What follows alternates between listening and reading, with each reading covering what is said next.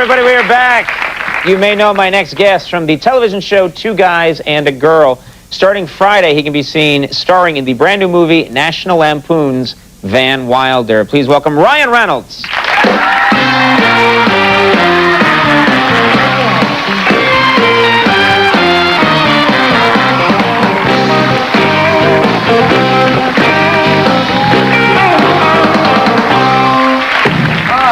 How you doing, my friend? I'm very well. It's the tall guy show today. How tall are you?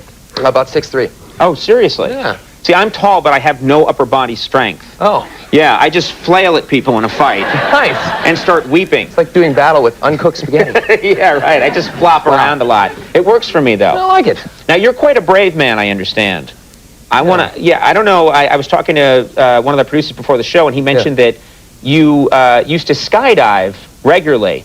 And I have to say, that's on my short list of things I would just never do. I don't see the sense in it. Nice. It makes no sense. I mean, it's not. You know, I don't do it anymore for a reason I will tell you. But I remember the first 3 jumps you do are in this sort of small aircraft, little Cessna, and you're supposed to actually climb out onto the wing. You climb out under the little crossbar underneath the wing, and you put your feet on the wheel. Right. And then you jump. But I went on my 3rd time doing this. I was up there with a really fat guy. And he got out onto I don't know what he was doing. It was either Are they allowed? Really fat guys are allowed to go parachuting? I was kind of wondering. And he was terrified. Is there a sign like no fat guys? Yeah, you know?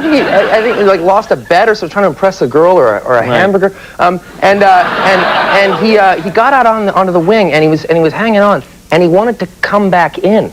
He got out there and he lost his nerve. Yeah, he freaked out. You can't do that. It's like you'll kill us all if you try to get back in. The plane will wobble and stuff. Also, you got a 300-pound guy on one wing. Yeah. Doesn't that throw off the aerodynamics of? And how often do you hear that? We have a 300-pound man on the wing. Right. So he tried to come back in. What I loved at the time kind of freaked me out, but I love this in retrospect. The instructor, who's standing in the doorway of the plane, which we're up in 3,000 feet, just. Kicked him off. Right. Yeah, and he went down, pulled out a chute, and then actually pulled his other one. I guess he was terrified in the air, obviously. Wait, and very heavy, so he needed 2, I guess. I don't know. He pulled 2 chutes? Yeah. And then 10 jumps later, I went out, and I jumped out of the plane, and I was going higher this time. And when I pulled my chute, it came out, and it was like what's called a bag of garbage. It's like this little tiny, it was all jacked, and I didn't want to cut away to my reserve. Wait, you're supposed to cut that chute loose? Yeah, I failed all the little questions you're supposed to ask, and I didn't want to cut away, because I was, this is like idiotic thinking, I was like, I'll only have 1 more. I was like looking for alternatives, like I'll use my underwear, oh, that's full.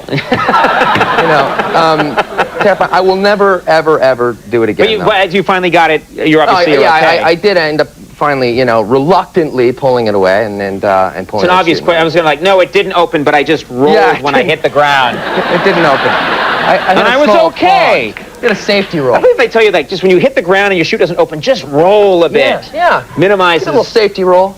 Now, you are the youngest of how many brothers in your family? I'm the youngest of 4 boys in my family. So you were just beaten constantly? Just beaten to a pulp. My youngest brother in my family, that's all we did. Yeah. Just he'd wake up in the morning and we'd take shifts. Oh, yeah.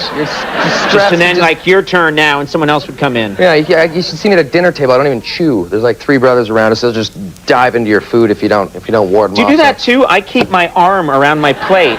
Still to this day, and I eat really quickly because you're going to lose your food. Completely. And it looks so bad on a date. What? And one of my brothers is an RCMP officer. I'm from Canada, and he's an actual Royal Canadian Mounted Policeman, which is kind of cool. So he's on the horse and everything. Yeah, he's the official. He's the guy in the red. You know, the Mountie that always gets their man. I wouldn't brag about that. Have you hung out with him before? I think that would be so cool. Yeah, well, he just actually graduated, and I went to his graduation in Saskatchewan, Canada, which is it's this weird province in Canada. It's the middle of nowhere. There's nothing to do. I was in this motel basically for 4 days. No porn. No mini bar. Right. Nothing. I mean, literally to kill time, I would just, randomly run at the wall and knock myself unconscious. That's big fun in Canada, in Saskatchewan. Oh, incredible. I mean, and then I'd go down and I'd walk by the motel guy, the guy that works the front desk, and his name was Brent, and I'd noticed that he would intermittently, like, smell his middle finger. Just like a really random place I know to be that in. guy, actually. Yeah. He's a good man. Yeah. Now, you don't have any discernible Canadian accent. Does anybody in the family have the really thick... Well, no, I don't, but I've been forced to lose it. But my parents definitely have an accent. You know, and they play these movie games with each other all the time. And it's amazingly how vague they are. Like, I can't even believe how they do this. They've been married for 38 years, but basically my mom will say, "Oh, Jim, who's that guy in that movie with the nice white teeth?" You're like, and my dad's like, "Oh, is that the movie with the guy and they have the car chase?" And I'm like, "Wait, get more vague." Like, "Hey, Mom, Dad, the universe. Thoughts?" Like, it's unbelievable, but they'll guess it. My dad will be like, "Oh, that's Ernest Goes to Camp, eh?" How do they have it and you don't have it? Do you know? I lost it. I got my balls busted about that. When you first move to LA, you can't. You can't sound like anything. No, you have to sound like, your everyday guy. Right, and become one of them. Become one of the pod people. Yes. Wait, the show goes to LA. I was just kidding. Yeah. There's some. This movie has some gross out moments that we need to be watching for. Is that right? Yeah, there's a few things. There's a few things that you don't see in your average everyday film. We have a dog with 40-pound testicles. Are they prosthetic testicles? And if so, are they available anywhere? No. Yes. And when we were done with it, we fashioned them into a backpack. Actually, well, the great thing about 40-pound testicles is that you never need to sweep. Just clean the whole room up for you. Take it for a little walk. It's helpful when you have that. He's trying to give advice. Yeah. And what else? What's another gross out movie in the...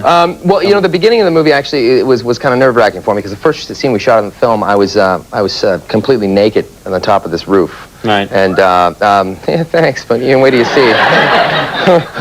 You shot this at UCLA. UCLA. I'm basically on top of this 7-story roof, and I have to do this scene where I'm trying to talk some jumper down. Right. He's thinking about jumping off the roof, and he ends up jumping because, well, he's standing next to a naked guy. Right.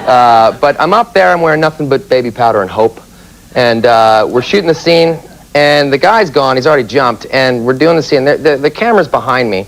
So I'm standing there, and I noticed that a little tour is going through down below me. Are you naked in front, or are you wearing one of those protective? No, okay. I'm not. We couldn't, because you'd see the little line and all this stuff, and, right. and I don't have enough girth for one of those Red Hot Chili Pepper socks. So, I don't think I asked.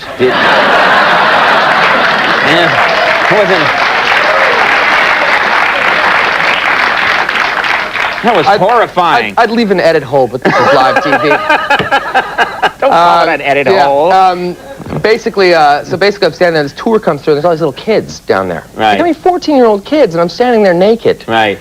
And, I got nothing. Basically, they're still shooting from behind, and, that just sounds terrible. Anyway, they're still filming, and, I look down, and all I can really say is, yes, one hangs lower than the other. Oh. Yeah.